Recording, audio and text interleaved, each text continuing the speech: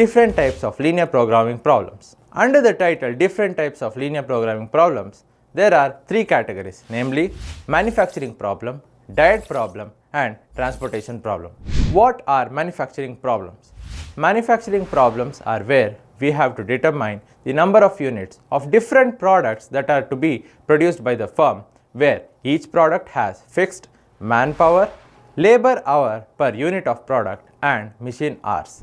What are diet problems? Diet problems are where we have to find the solution for a certain amount of nutrients that are required for your diet plans.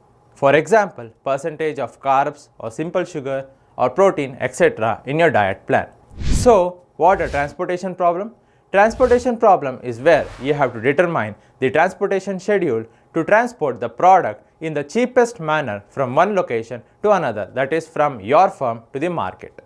But in accordance to our syllabus right now, we will be omitting the transportation problems and will be concentrating more on manufacturing problem and dieting problem.